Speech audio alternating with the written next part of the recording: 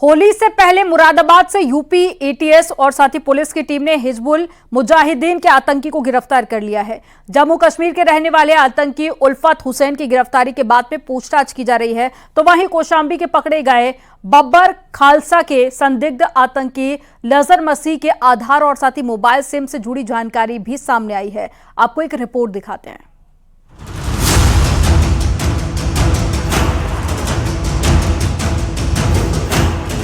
इस शख्स की तस्वीर जरा गौर से देखिए। इसका नाम है उल्फत हुसैन और पेशा है आतंक फैलाना।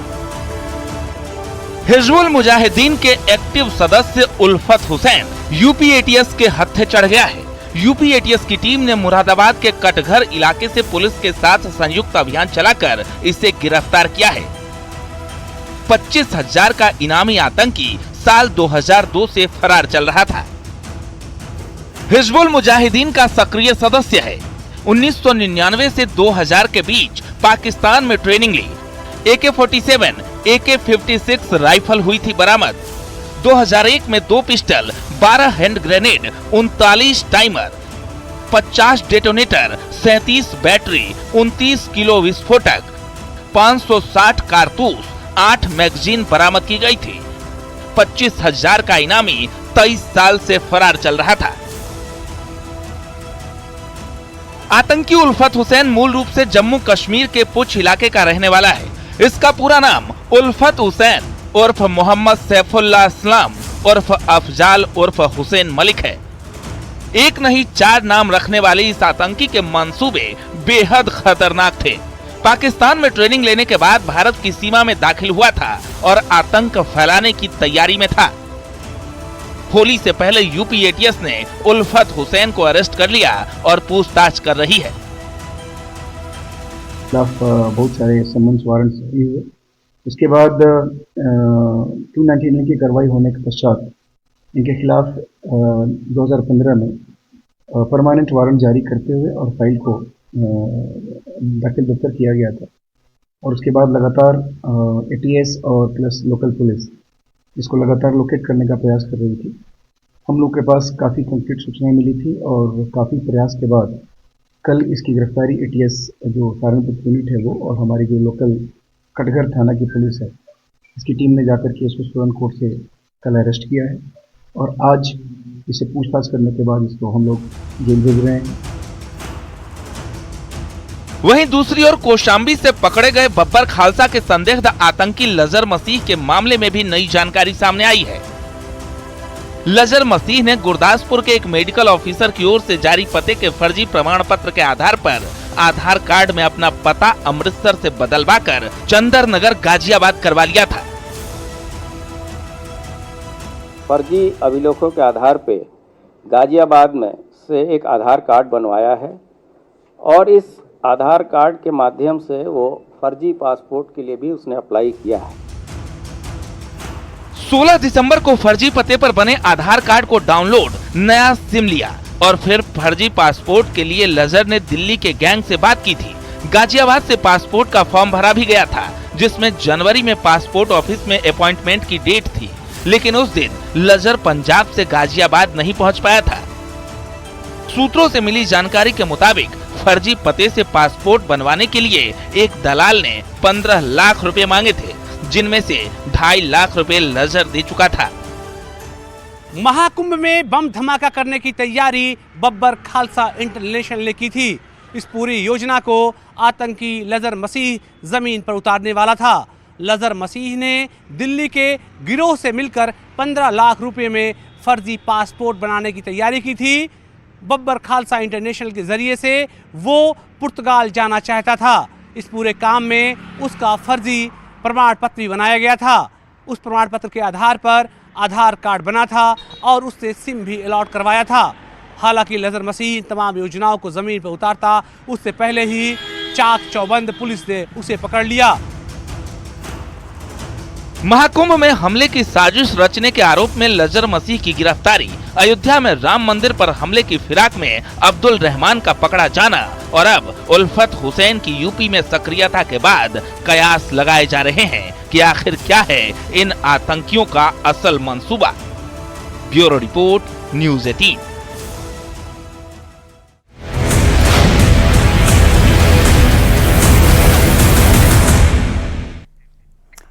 सख्ती के बावजूद भी ब्लैकमेलिंग के जरिए अवैध धर्मांतरण की घटनाएं जारी हैं। ललितपुर में एक परिवार पर हिंदू धर्म के लोगों को मुस्लिम धर्म अपनाने के लिए प्रेरित करने का आरोप लगा है। शिकायत के बाद में पुलिस ने मकान सीज कर दिया है और एक आरोपी को हिरासत में ले लिया है।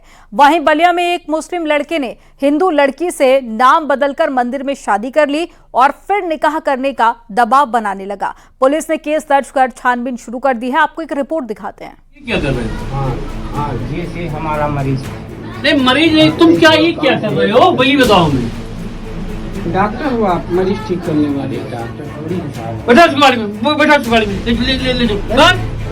ललितपुर के मेहरौनी क्षेत्र में धर्मांतरण से जुड़ा एक मामला सामने आया है। आरोप है कि झाड़ फूक के नाम पर दरबार लगाकर न केवल एक गांव में मुस्लिम धर्म का प्रचार किया जा रहा था, बल्कि लोगों को हिंदू धर्म को छोड़कर इस्लाम धर्म अपनाने के लिए भी तरह तरह के प्रलोभन दिए जा रहे थे। राजपूत मरूदी मुसलमान बने हैं। करीब 4 साल से ये सिलसिला जारी था, लेकिन अब हिंदू संगठनों से जुड़े कार्यकर्ताओं ने मामले की शिकायत की है। अजान से यादव समाज की महिलाएं थीं, बानपुर से भी यादव थीं और यहाँ पठा विजयपुरा से कुशवाहा समाज की थीं, गड़ौली से थीं, मड़ावरा से थीं। टोटल हिंदू समाज की महिलाएं थीं और केवल महिलाएं थीं, अन्य और किसी को नहीं बुलाया गया। केवल महिलाओं को बिठा करके उनकी मानसिकता परिवर्तित की जा रही है। उनको उल्टी सीधी तरह से गुमराह करते हैं लोग और तरह तरह की वातावरण करते हैं उनके साथ में। तो महिलाएं इतनी आकर्षित हो गई थी, हम लोगों से विरोध करने के लिए तैयार हो गए थे वो लोग। फिर हम लोग वहाँ से बाहर आए हैं। बाहर आने के बाद हमने शासन प्रशासन को अवगत कराया।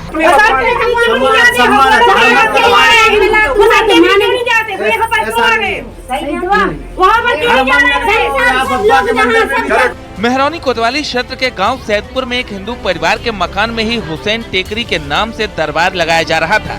सप्ताह में हर गुरुवार को लगने वाले इस दरबार में सैकड़ों की तादाद में लोग जुटते थे। दरबार के बहाने लोगों को तरह तरह की बीमारी, भूत प्रेत बाधा की समस्या से छुटकारा दिलाने के बहाने इस्लाम धर्म का प्रचार किया जाता था। ये क्या कर रहे हो? हाँ ये हमारा मरीज था। नहीं मरीज नहीं, तुम क्या ये क्या कर रहे हो वही बताओ हमें। डॉक्टर हो आप, मरीज ठीक करने वाले डॉक्टर थोड़ी हिसाब। बैठा उसकी गाड़ी में, बैठा उसकी गाड़ी में, ले जाओ। लोगों में मुस्लिम धर्म की टोपियां बांटी जाती थी और उन्हें शादी और अन्य झांसा देकर इस्लाम धर्म अपनाने के लिए प्रेरित किया जा रहा था।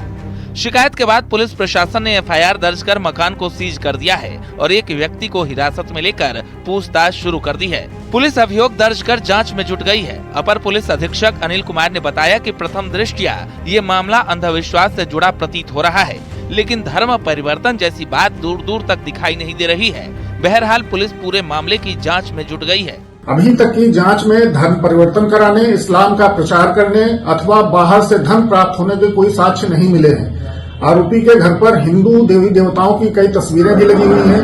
आरोपी के बैंक खाते की सघनता के साथ जांच की गई है, जिसमें धन के आने के कोई सबूत नहीं मिले हैं।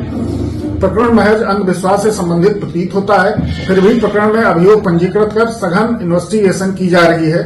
जो तथ्य बाद में आएंगे उनके आधार पर अग्रिम कार्रवाई अमल में लाई जाएगी।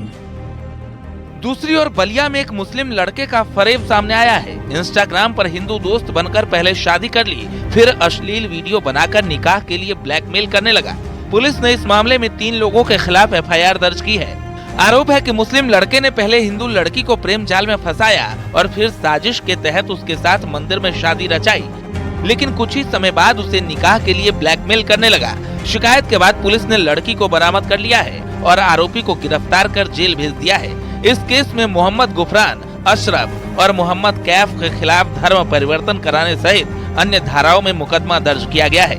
किसी के दबाव में नहीं कर रहे। उसके चाचा ने मेरा पेन कार्ड ATM लिया है और ना वो पेन ड्राइव लिया है जिसमें मेरा फोटो है, वीडियो है, वो सब छीन लिया था। रात को 10,000 रुपया लिया है। सब रात को ले लिया था। बोला था पुलिस थाना में जाओगे तो सब ले लेंगे सब। ललितपुर और बलिया में भले ही कहानियां अलग अलग हैं, लेकिन दोनों ही मामलों में मकसद एक ही है, बहाने से धर्म परिवर्तन कराना। फिलहाल पुलिस एक्शन मोड में है और केस दर्ज कर आरोपियों की धरपकड़ कर रही है। Bureau report, news 18।